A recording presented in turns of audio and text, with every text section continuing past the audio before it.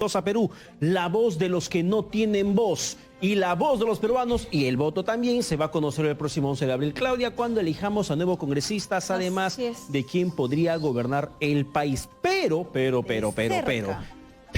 si revisamos un poco su hoja de vida, no vamos a encontrar investigaciones que estén reportando los candidatos, porque ellos pueden decir que básicamente no soy sentenciado. No soy sentenciado, así que no estoy obligado a informar ante la ciudadanía de cuántas investigaciones tengo en mi contra, porque me asiste la presunción de inocencia.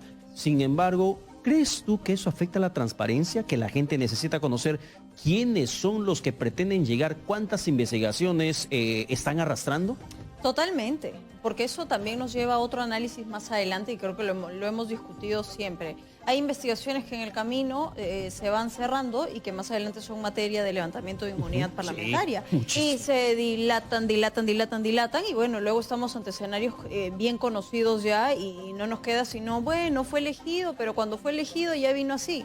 Claro, no podemos estar frente a eso. Es que no ha sido sentenciado cuando era candidato y la sentencia le llegó ahora, le asiste la inmunidad y bueno, son situaciones que constantemente hemos visto. Y ahí estamos. Claro. Pero para hablar de eso, Pedro, y de verdad vamos calentando, como decimos aquí en Exitosa Te Escucha, este escenario electoral, porque nosotros vamos a seguir de cerca a cada uno de los aspirantes al Congreso. Y hay quienes son más reconocidos en este momento que otros.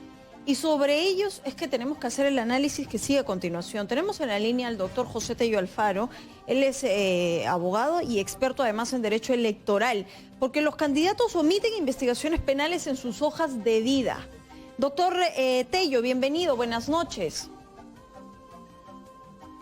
Gusto estar con ustedes, feliz año. Feliz año, doctor, y gracias siempre por estar aquí al análisis de estos temas que son súper importantes. Sin ir muy lejos, el hasta hace poco expresidente Martín Vizcarra, aspirante hoy por Somos Perú, no ha registrado que es investigado por el equipo Lavajato desde el 16 de octubre por las coimas en las lomas de Hilo y el hospital de Moquegua cuando era gobernador. ¿De qué manera aquí tendría que mejorarse el filtro para exigir imperativamente que cada uno de los candidatos consigne esta información?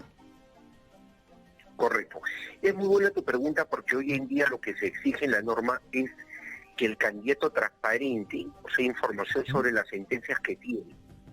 Sentencias, entiéndase, que son aquellos actos, o sea, que se producen en la judicatura, o sea, en el Poder Judicial, y que obviamente puede determinar la responsabilidad de una persona si es materia penal o en todo caso algún tipo de decisión en materia civil, comercial, dependiendo, o laboral, porque recordemos que lo que se pide consignar en la declaración jurada de vida son sentencias, los que acabo de mencionar, penales, civiles, comerciales, de familias.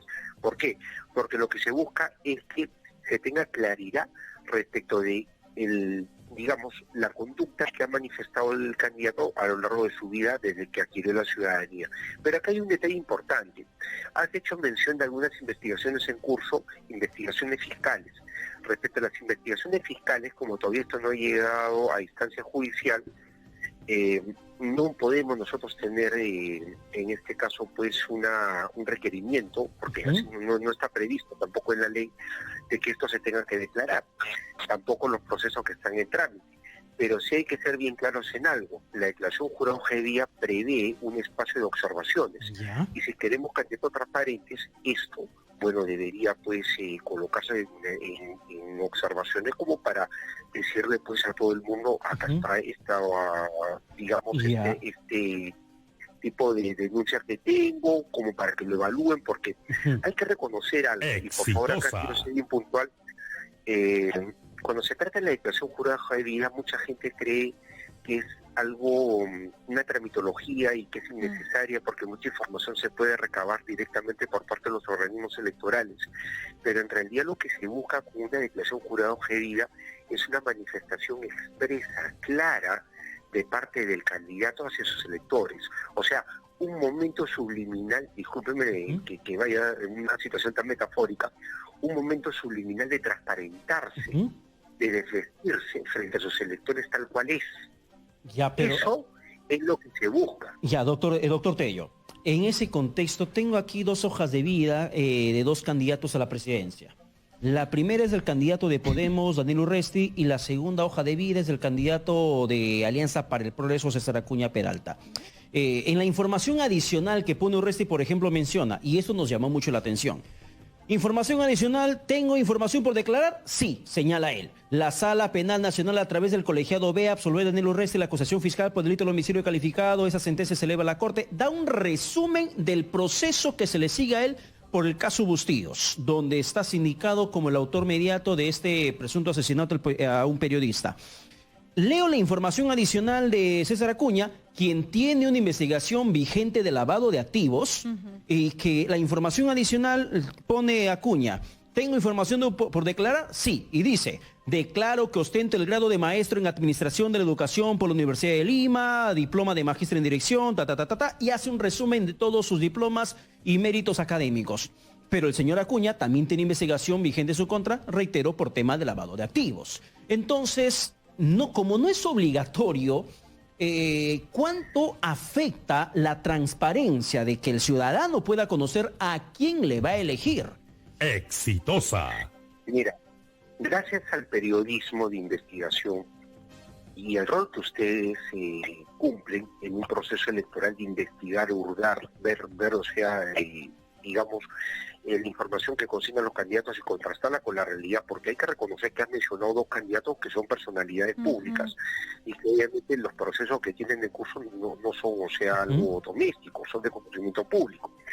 En consecuencia, este tipo de situaciones como las que ahora llevan al cuestionamiento que ustedes muy bien hacen, bueno, pues es lo que también la ciudadanía debe hacerse.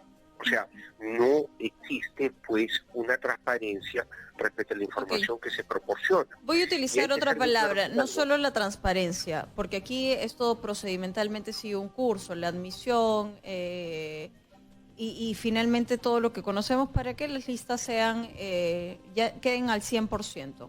¿Cómo es que, seguramente se estarán preguntando muchos, cómo es que se admite esto? Porque cuando el órgano competente lo lee, así como hay información que es bien conocida públicamente, ¿cómo es que se admite que sigan en campaña? A ver, por una cuestión muy concreta, Claudia, la ley determina cuáles son los supuestos que tienen que ser consignados en la declaración jurada objetiva. Por otra parte, determina cuáles son pasibles de exclusión. Por ejemplo, no declarar bienes y rentas, sentencias, genera evidentemente una exclusión.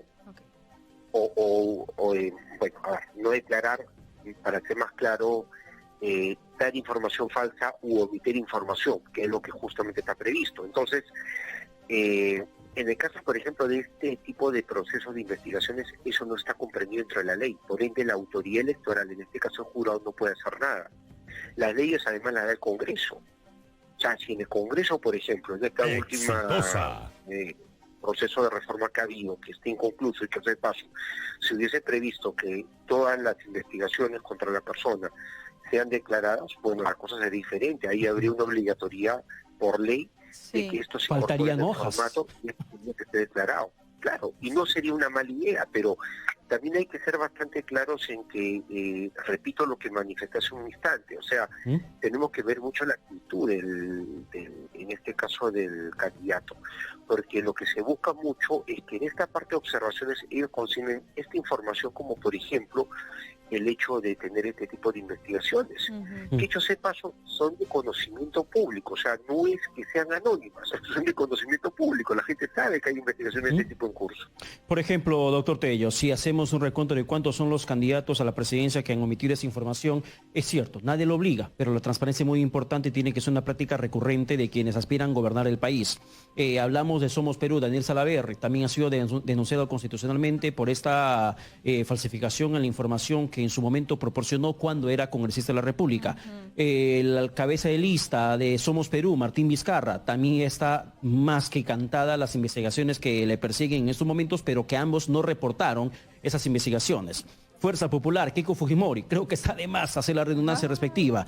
En el tema, por ejemplo, además de Julio Guzmán, Partido Morado, sabemos que hay una investigación en curso a través del equipo especial Lavallato del Ministerio Público. Su primera vicepresidenta y única, además de su terna presidencial, porque Sagasti ha sido sacado de carrera por el propio jurado, Flor Pablo Guzmán, ha sido denunciada por la Fiscalía, sobre que incluso están pidiendo 4 años y 8 meses de prisión por negociación incompatible con era funcionaria del sector educación. Entonces estamos viendo personas que están aspirando a la presidencia en una situación gravísima frente a la justicia, aunque sobre ellos existe este privilegio de la presunción de inocencia.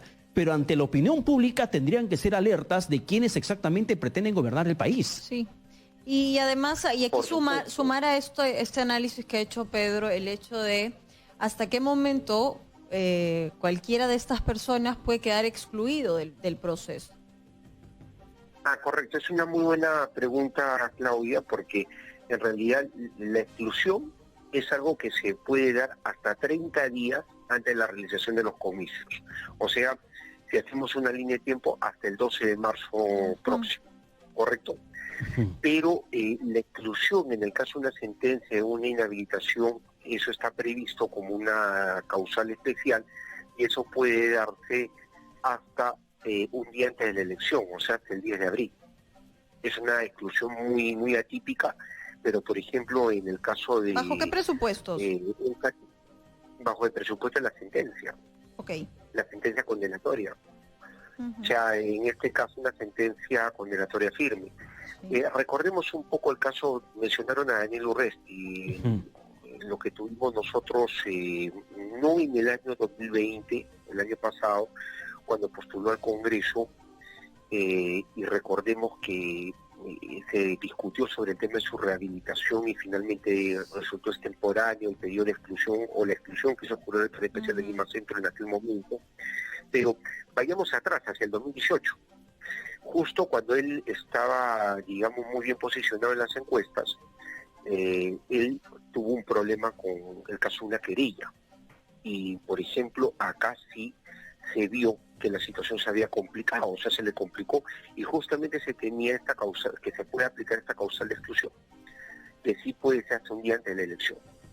Okay. Entonces, en estos casos, por ejemplo, que son muy atípicos, no es que sea algo normal, o sea, algo regular en los procesos electorales, bueno, sí hay que estar atentos. Pero en el caso de las exclusiones normales, o sea, las más comunes, para ser más claro, sí hay que estar muy atentos a la declaración jurada objedida, la consignación de datos falsos u omisión de información, o si no, el tema de dádivas, que bueno, pues siempre genera por ahí uno que otro ingrato episodio durante una elección. Sí. Ahora, doctor Tello, ya hemos hablado bastante de la omisión de información que justamente hacen los candidatos en torno a las investigaciones que tienen en su contra, investigaciones vigentes, y eso, como indico, reitero, tiene que ser una señal de alerta para la población al momento de votar por alguien. Sin embargo, aplicando esta nueva ley que está vigente para este contexto electoral de los sentenciados en primera instancia, ¿qué pasaría? Por ejemplo, le pongo en el supuesto, Urresti ha sido admitida a su candidatura, Keiko Fujimori también, admitida a su candidatura, lo mismo que Salaverry, lo mismo que otras personas que están arrastrando investigaciones, que hasta antes del mes de abril, hasta antes del 11 de abril, reciban una primera sentencia. Ollantumala también, por ejemplo, que está en la terna de candidatos, que también tiene investigaciones pendientes, que reciban una primera sentencia. El jurado podría excluirles debido a que se tiene que aplicar la ley a rajatabla, o podría permitirles aún la candidatura y llegar a presidencia de ganar porque ha sido sentenciado después de la admisión de sus candidaturas. Excelente pregunta, Pedro, porque eso es, créeme, lo mismo que se están preguntando en el propio Jurado Nacional de Elecciones. ¿Qué ocurre? Sí, ellos no lo saben. La Constitución política fue reformada en los artículos 34 y 39. Se agregó el 34A y el 39A, los dos. Y lo que ocurre es que si uno lee este agregado en reforma constitucional, advierte pues que nunca se impide que aquellas personas sentenciadas de primera instancia sean pues candidatos, caso 34A, y en el 39A habla de que aquellas personas que van a ser designadas funcionarias, bueno, también si tienen sentencia en primera instancia no lo pueden hacer. Pero lo que falta ahí es la norma de desarrollo constitucional. ¿Ya? O sea, esa norma de desarrollo constitucional que te especifica y te detalla bien el supuesto. Entonces, tú tienes ahí, por ejemplo, preguntas que surgen. Primero, es una sentencia en primera instancia, correcto, pero si ya me rehabilité, se entiende que ya no hay ningún tipo de problema.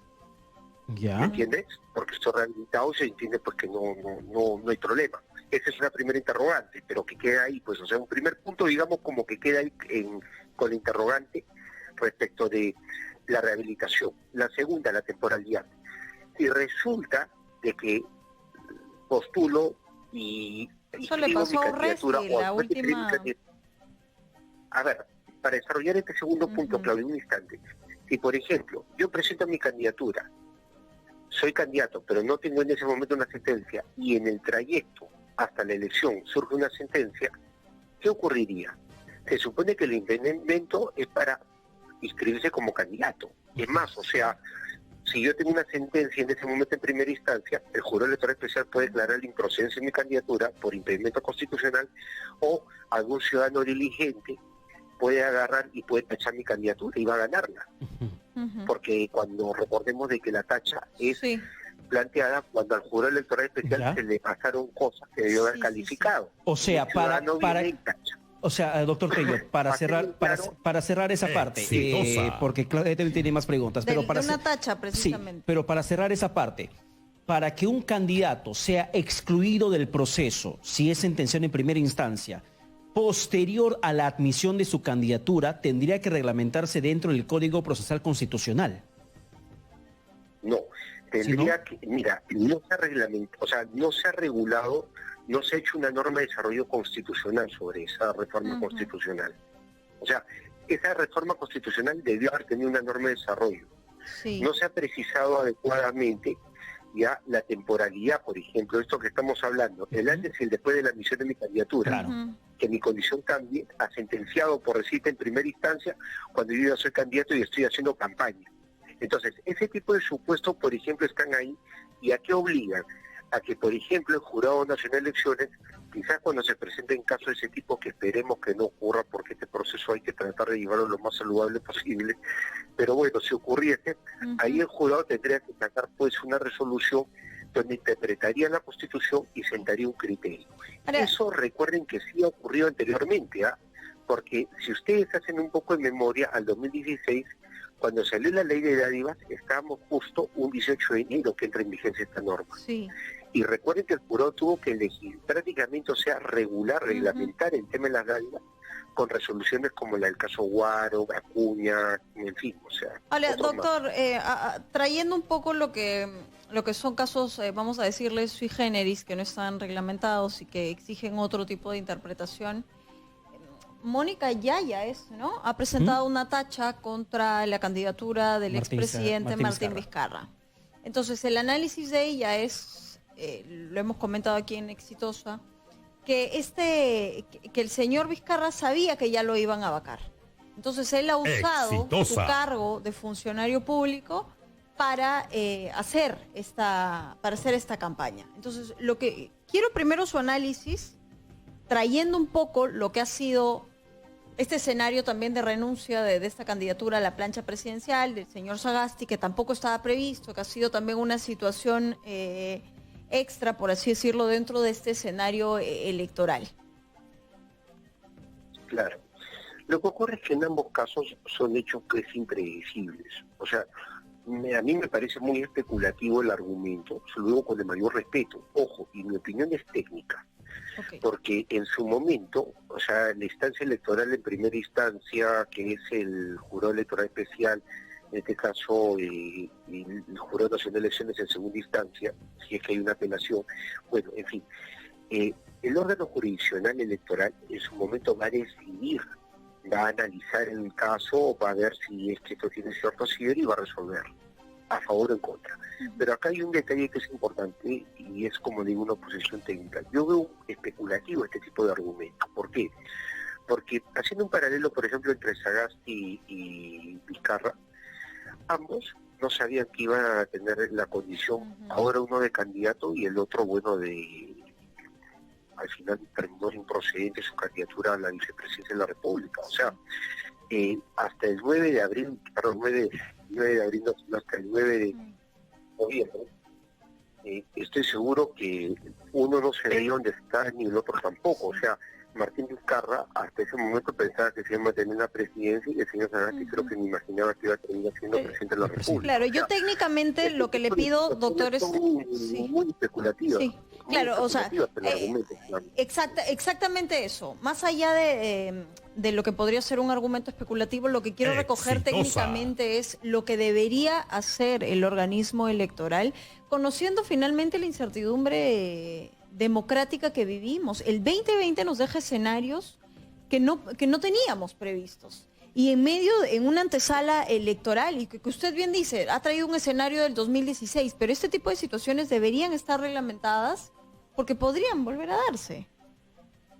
Correcto. Lo que ocurre acá es una cuestión que es interesante de ver, ¿no? O sea, más o menos cómo se va desarrollando esto. Si lo queremos ver ambos casos, de una perspectiva técnica, yo creo que ellos no han tenido un impedimento para postulación, ninguno de los dos casos.